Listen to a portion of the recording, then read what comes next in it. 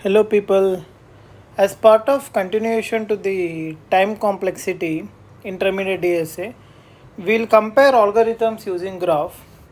So I have two developers whose number of iterations from their code has been logged here. For dev 1 it's 100 log n base 10 and for dev 2 it is n by 2.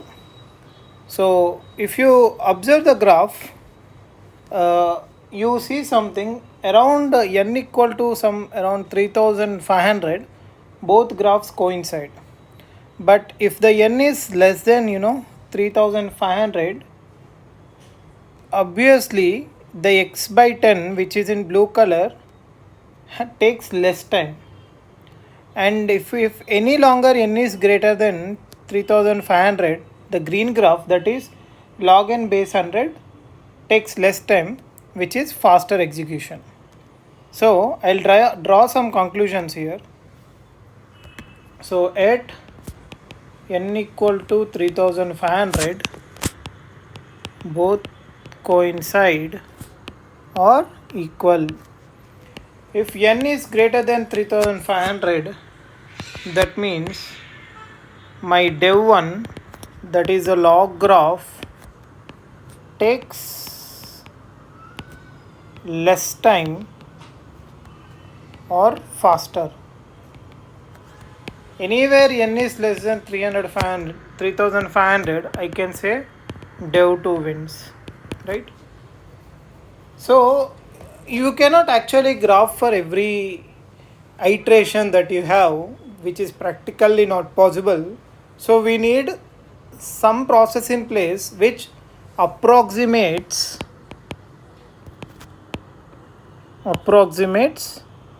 my time complexity. So some comparison I need. Okay. So here for larger value of n, my dev 1 wins, that is for sure, right? So how I am saying this? I am doing some comparison where actually your asymptotic analysis of algorithms come in place. Simply means analyzing your algorithms for larger values of your input. Or you can consider this as big O for now. So how do you calculate big O? Let's say first you calculate the iterations from the code. You will get some equation in terms of n. Ignore the lower order terms, ignore the constant coefficients. In this video I will also talk about why we should ignore lower order terms and why it is okay to ignore the constant coefficients also. So for now you can focus on this comparison order. No need to butify this, but it's okay to know the order. It's okay to remember few things, but as soon as you solve problems, you will get easily understood by this one. I'll take few examples here. Let's take I found the iterations for a code and I saw this sequence 4n square plus 3n plus 1. What are lower order terms? Order means the degree of n or the power of n. So nothing is here. So it's n power 1 and there is no n value, so it's n power 0. So I have to ignore first lower order terms. So this entirely got ignored. And for the higher order terms also you have to ignore the constant coefficients. Here the coefficient is 4, which is constant. I am ignoring this. So my big O notation will be order of n square. This is the time complexity that I was talking about. Okay. Now let's take example of this one. So I am directly ignoring the lower order terms.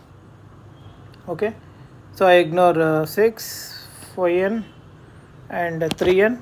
If you observe from the above comparison order, right, n square is way ahead than square root of n, so I am ignoring square root of n, and 4 also. This is also order of n square. Similarly, if you compare n log n and 4n, I can ignore n, so this will be order of n log n. This you can apply and actually solve for whatever we discussed in previous classes. We did some some kind of coding some kind of solving for finding iterations.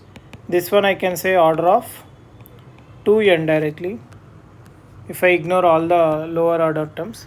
This is straightforward, order of n log n. This is n into n, order of n square.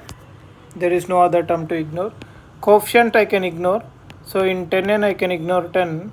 So this is order of n, right? And this is order of log n. There is only one term, order of log n. So this is how you write big O notation or asymptotic value. Now let's discuss why I am talking about neglecting or ignoring lower order terms. Okay, let me take an example. So let me take one iteration says n square plus 10n. If you see the percentage of contribution of lower order term, so this is a lower order term. So value by total into 100. If you take this, I start with n equal to small, that is 10. So my percentage will be 10 square by 10 square plus 10 square, which is into 100, which is 50%. Now increase n, let's say go for 10 power 4, my percentage will be 10 power 5 by 10 power 8 plus 10 power 5, which is negligibly very small. Okay, so which is around equal to 10 power, so 10 square it is 8 and 10 power 5 which is around equal to some 0.1. So the percentage, if you see, is very less. When you increase the n, the percentage of contribution of lower order term is very low. So as n increases, percentage of lower order terms is decreases. We are always interested in higher value of n, so you can ignore lower order terms. Similarly, if we talk about why we should neglect the constant coefficients, right? I have two algorithms, log n and n. So straightforward you can say, if I increase higher values of n, which one would win? Here it's algorithm 1. In the next case, for higher values of n, again it is algorithm 1. For the next case, if I increase n, again it is algorithm of 1. The other one is also algorithm of 1. So if you see here, even though there is 100, even though there is 10, the log actually plays the value. The n has a superior, dominance over its coefficient, right? So I would say constant coefficients are not going to make any big difference. So we ignore the coefficients also, because we interested in n only, right? So far we were discussing the higher limit. Generally when I say big O is the higher limit, that's a worst case scenario. You can say worst case scenario, how your algorithm is affecting, right? There are issues with big O. I'll talk two issues here. We cannot always say which algorithm is better when you have small values of n. So let me take one example. I'll take algo 1 and algo 2. Let me take algo 1 as 10 power 3, the other one as n square.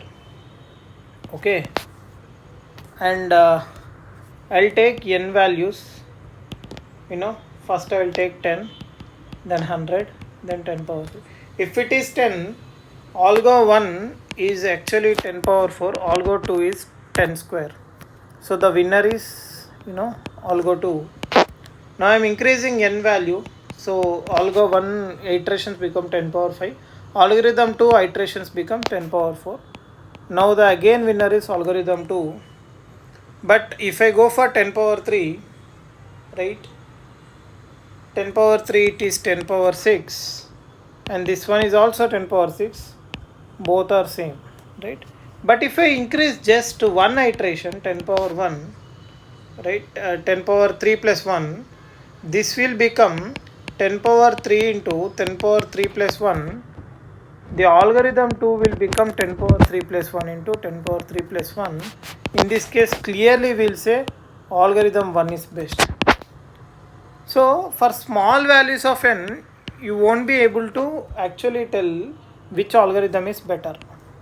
Okay, always you have to consider larger values of n, right? And the issue too is two algorithms can have same big O, but their actual iterations can be different. Okay, I'll take example. For I is 1 to n, right? I have some print statement, just a print statement, right? This is one, and I increasing linearly. Again for I is 1 to n, but my I is actually increasing I plus 2 times. Here the number of iterations is n, here the number of iterations is n by 2. Since we are ignoring constant coefficients, my time complexity is order of n in both, right? So we can, two algorithms can still have same big of n, but their actual iterations might be different. Yeah, that's it. Some more details around time complexity, comparison order, and how exactly we start doing these things.